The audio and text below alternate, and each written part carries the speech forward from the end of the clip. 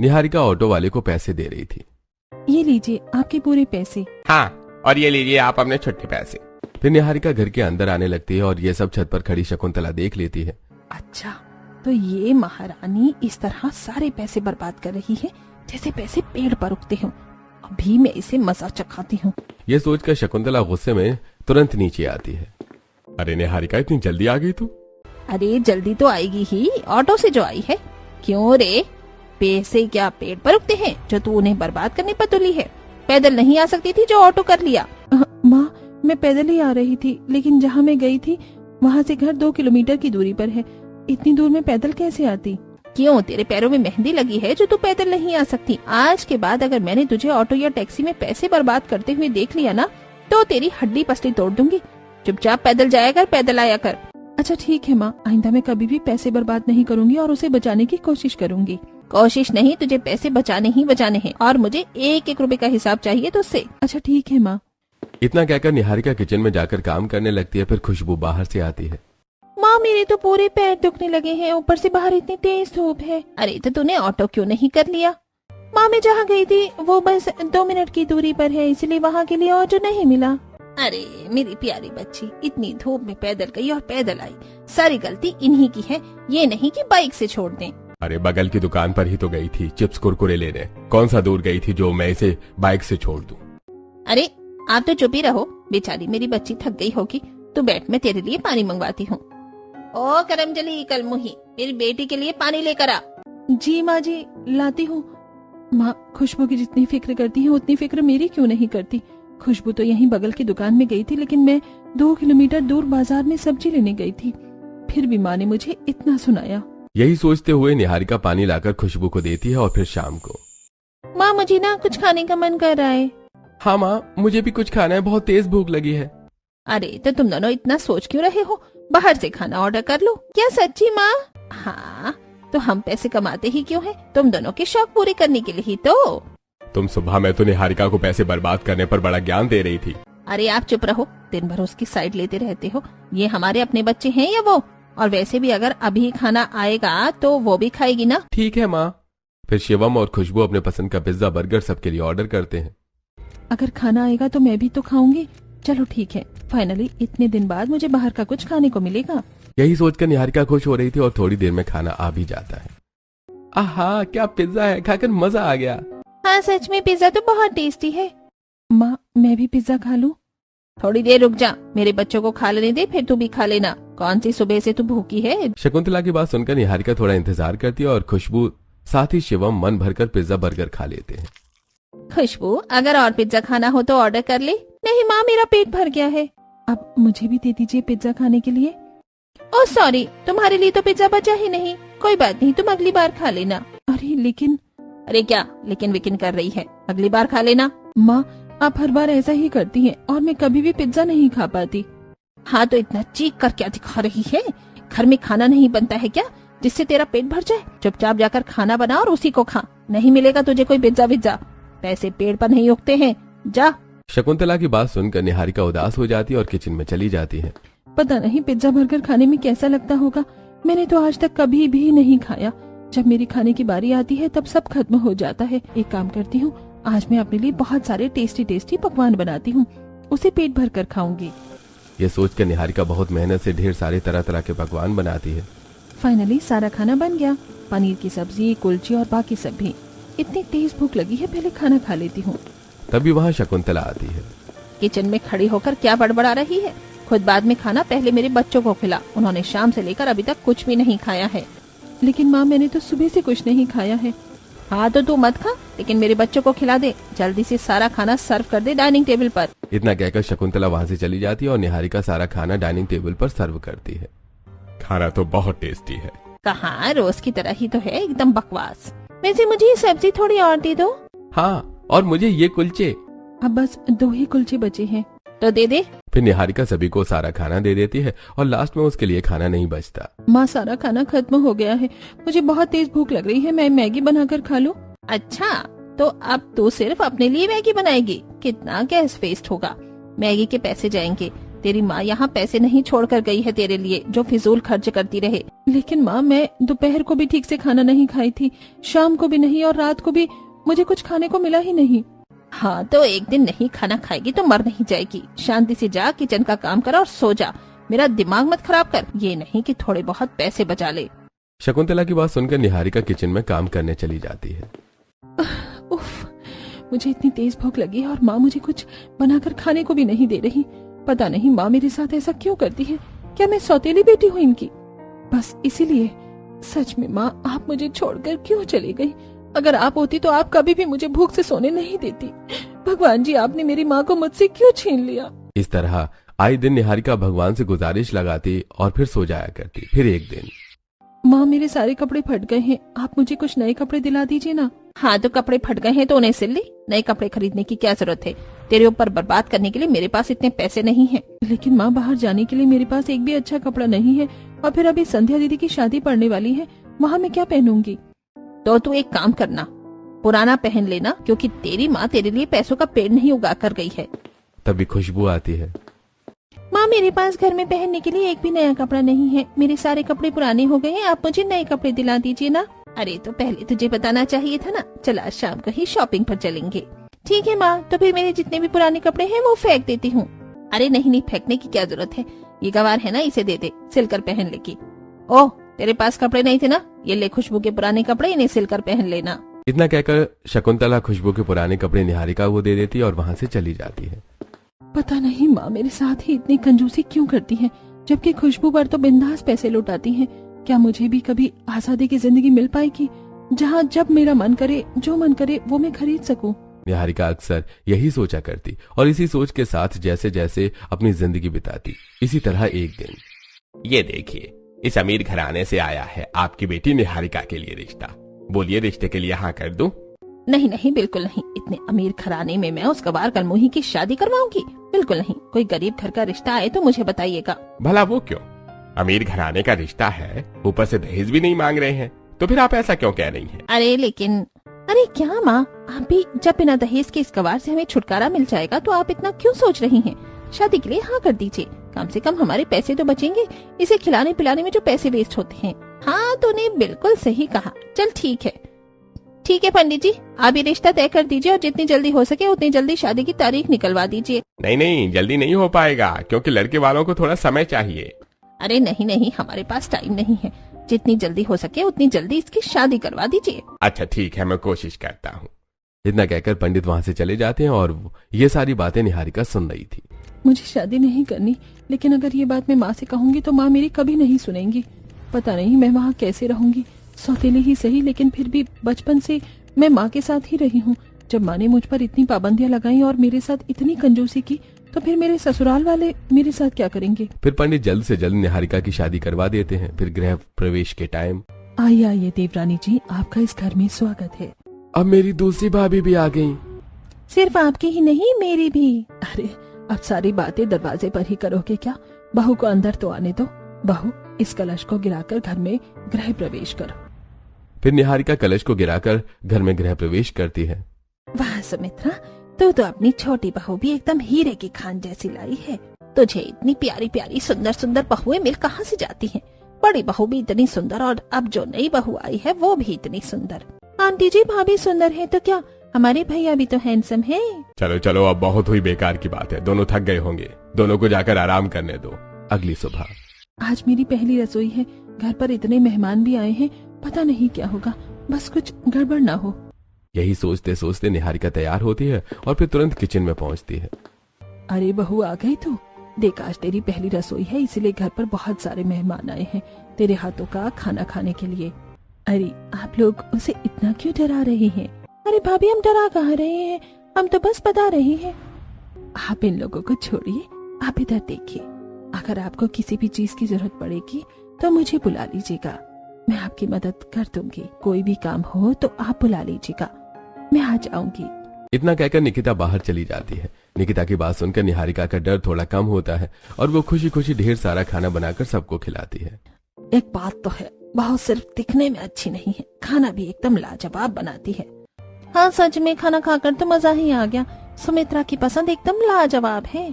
वही तो, वरना अगर बहू तो सुंदर होती है तो खाना बनाना नहीं जानती, और अगर खाना बनाना जानती है तो गाँव की गवार निकल जाती है।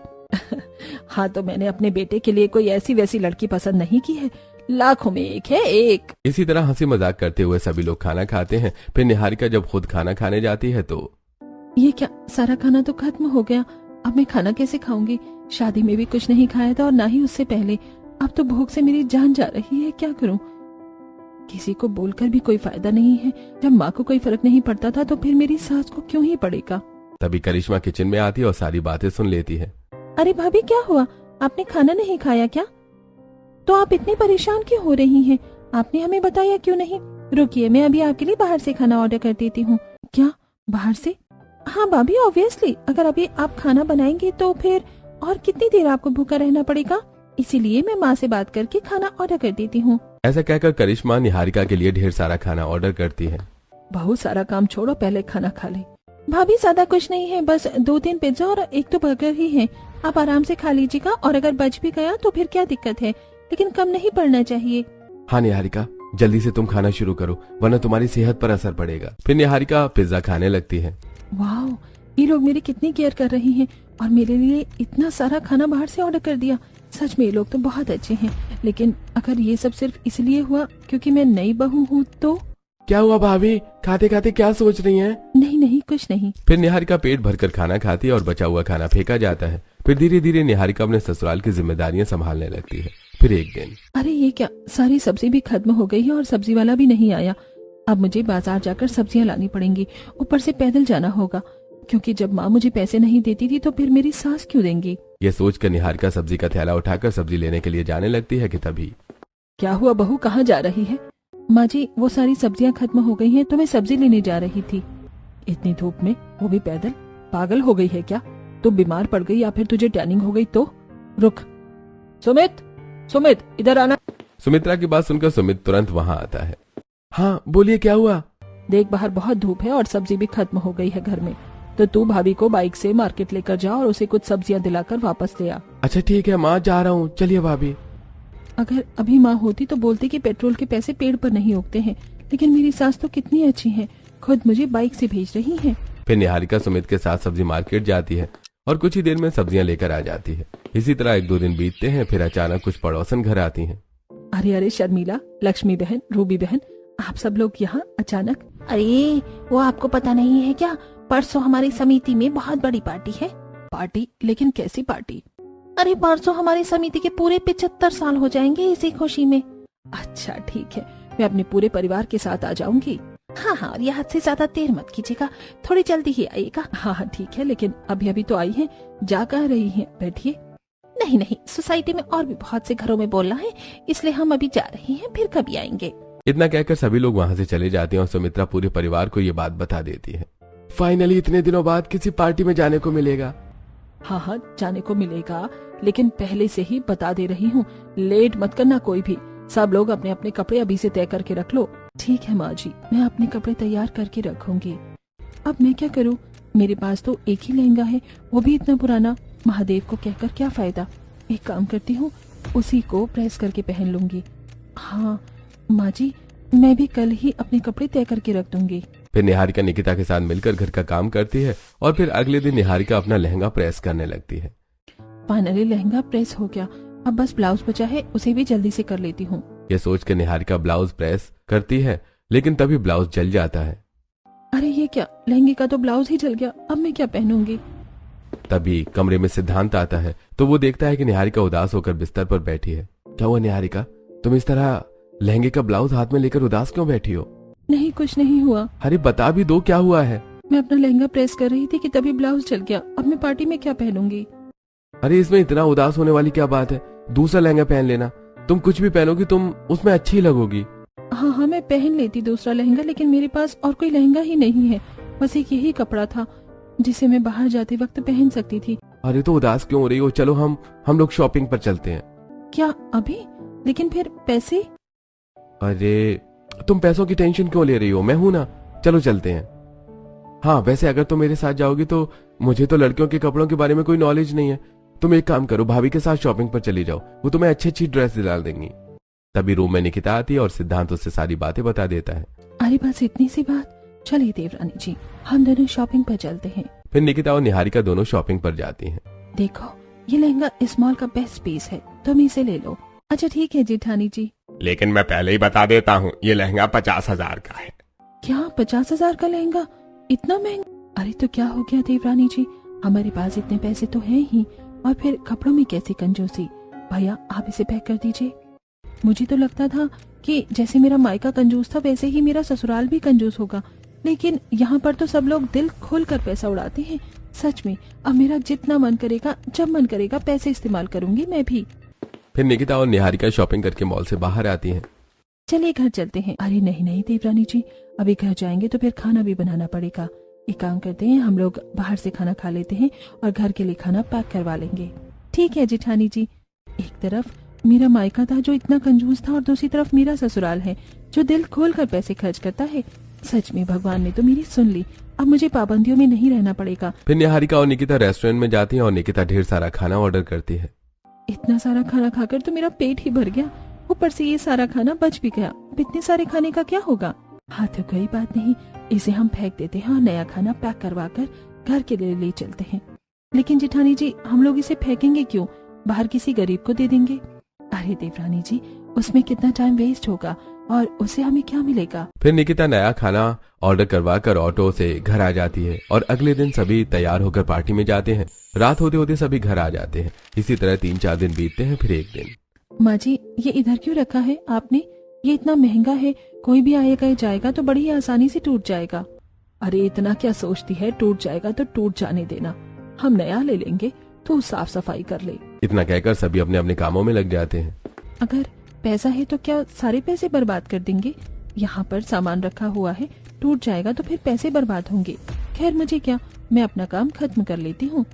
फिर इसी तरह अगले दिन निकिता वॉशिंग मशीन में कपड़े धो रही थी।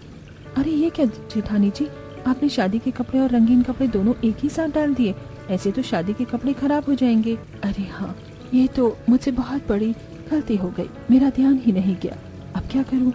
कोई बात नहीं भाभी, रहने दीजिए, मेरा ही वो व्हाइट कलर का टॉप था, मैं नया ले लूंगी।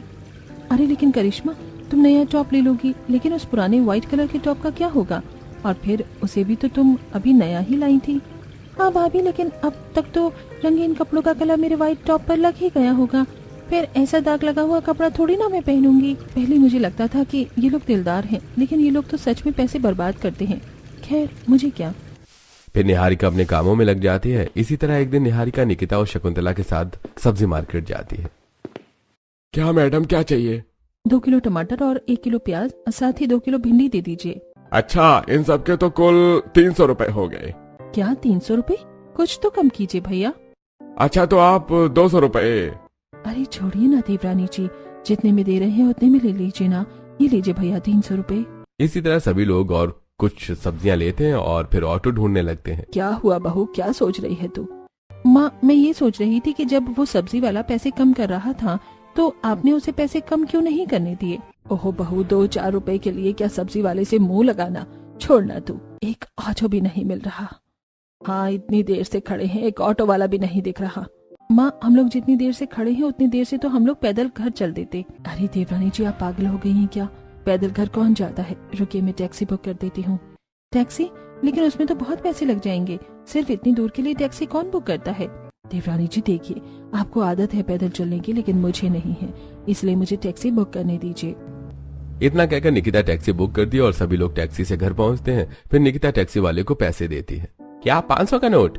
इतने बड़े नोट का मेरे पास खुला कहाँ से आएगा? मेरे पास खुला नहीं है। मेरे पास भी खुला नहीं है, एक काम करो तुम सारे पैसे रख लो। इतना कहकर निकिता और सुमित्रा घर के अंदर चली जाती हैं। मुझे पहले लगता था कि मेरे ससुराल वाले दिलदार हैं, इन्हें पैसों का इस्तेमाल करना और पैसों को बिना सोचे समझे खर्च करने में फर्क भी नहीं पता है। ये जितने पैसे बर्बाद करते हैं इसमें तो किसी गरीब का भला हो जाएगा। अरे निहारिका बहू, बाहर ही कहाँ रह गई, घर में तो आ। हाँ माँ रुकिए आ रही हूँ। फिर निहारिका घर के अंदर जाती है और अपनी जेठानी के साथ मिलकर घर का सारा काम करती है। फिर रात को, माँ बहुत दिन हो गए हैं, हम लोगों ने बाहर का खाना ही नहीं खाया, चलिए आज बाहर से खाना ऑर्डर करते हैं। हाँ ये तो है माँ, काफी दिन से हम लोगों ने बाहर से कुछ भी नहीं खाया है। हाँ हाँ ठीक है, मैं कौन सा मना कर रही हूँ, कर लो खाना ऑर्डर। फिर करिश्मा और सुमित मिलकर सबके लिए खाना ऑर्डर करते हैं। थोड़ी देर में डिलीवरी बॉय आता है और खाना देकर चला जाता है। भाभी जल्दी आइए वरना खाना ठंडा हो जाएगा। हाँ भाभी, सारा काम छोड़िए और जल्दी हॉल में आइए। सुमित और करिश्मा की बात सुनकर निकिता और निहारिका किचन का सारा काम छोड़कर हॉल में आते हैं। अरे ये देखिए, हम लोगों ने बाहर से खाना ऑर्डर किया है। अरे लेकिन मैंने और जेठानी जी ने मिलकर रात का खाना बना लिया है। अगर आप सब लोग बाहर से खाना खाएंगे तो घर में बने खाने का क्या होगा? अरे तो घर का खाना तो रोज ही खाते हैं, आज बाहर का खाना खाएंगे। अरे लेकिन फिर भी इतना सारा खाना, ये तो हम सब लोग मिलकर खाएंगे, फिर भी खत्म नहीं होगा। अरे भाभी देखिए, खाना अगर ज्यादा हो गया तो फेंक सकते हैं, लेकिन अगर खाना कम पड़ गया तो क्या करेंगे? और वैसे भी ये सारा खाना हम लोग खा लेंगे। हाँ चलिए जल्दी खाना शुरू करते हैं। फिर सभी लोग खाना खाना शुरू करते हैं और आखिर में बहुत सारा खाना बच जाता है। देखा, मैंने पहले ही कहा था कि बहुत सारा खाना बच जाएगा, आप लोगों ने मेरी सुनी ही नहीं। ओहो, तो क्या हो गया भाभी, दिन भर आप ये वेस्ट हो जाएगा वो वेस्ट हो जाएगा करती रहती हैं। जितना भी खाना पड़ा हुआ है कचरे में फेंक दीजिएगा। बस बहुत हो गया करिश्मा, जब से मैं आई हूँ तब से देख रही हूँ इस घर में किसी भी चीज की कोई वैल्यू ही नहीं है, चाहे वो जितनी भी महंगी हो या फिर जितनी भी सस्ती। पैसे हैं तो क्या मतलब है, उन्हें बर्बाद कर देना। निहारिका तुम गुस्सा क्यों कर रही हो? हम सब लोग ये सब इसलिए कर रहे थे क्योंकि हमें पता था कि तुम्हारे मायके में तुम्हारे ऊपर पैसों की बहुत पाबंदियां लगाई जाती थी और तुम्हारा पूरा परिवार कंजूस था, जिसे तुम दिल खोलकर पैसे खर्च नहीं कर पाती थी, इसलिए हमने ये किया। हाँ भाभी, और फिर भैया ने आपकी उस दोस्त से भी बात की थी, उन्होंने बताया था कि आपकी ये इच्छा थी कि आप भविष्य में दिल खोलकर पैसे खर्च कर सके, उन्हें इस्तेमाल कर सके। हाँ मैं मानती हूँ कि मेरी ये इच्छा थी, लेकिन इसका ये मतलब नहीं कि हम पैसे बर्बाद करें। मैं चाहती थी कि मेरा मायका कंजूस है लेकिन मेरा ससुराल कंजूस ना हो, लेकिन इसका ये मतलब नहीं था कि आप लोग पैसे वेस्ट करें। पैसों को इस्तेमाल करना और बर्बाद करने में थोड़ा सा फर्क होता है, जो कि आप लोग समझ नहीं पा रहे। कभी सब्जी वाले को ज्यादा पैसे दे देना, तो एक्स्ट्रा खाना ऑर्डर करके सारा खाना फेंक देना, और तो और थोड़ी सी दूर के लिए ही टैक्सी ऑटो ये सब बुक कर लेना। इससे पॉल्यूशन भी होता है और पैसे भी बर्बाद होते हैं। निहारिका की बात सुनकर सभी को अपनी गलती का एहसास होता है कि जिसे वो दिल खोलकर पैसे इस्तेमाल करना सोच रहे थे, वो दरअसल पैसे बर्बाद करना था। सच में बहू, आज तूने हमारी आंखों की पट्टी खोल दी। अब से हम ऐसा कभी भी नहीं करेंगे। हाँ देवरानी जी, हम लोग ना कंजूसी करेंगे और ना ही पैसे बर्बाद करेंगे। हाँ भाभी, और मैं भी एक्स्ट्रा खाना ऑर्डर नहीं करूँगा। हाँ ये ठीक है, और हम लोग जितने भी पैसे खर्च करेंगे उसमें से थोड़े पैसे गरीबों को भी दे देंगे, जिससे हमें पुण्य भी मिलेगा। बिल्कुल बहू, अब से हम लोग ऐसा ही करेंगे, सारी चीजों का ध्यान रखेंगे, पैसे बर्बाद नहीं करेंगे। निहारिका के कहने के बाद सभी लोग पैसे दिल खोलकर खर्च तो करते थे, लेकिन बर्बाद नहीं, जिससे निहारिका खुशी खुशी अपने दिलदार ससुराल में रहने लगती है।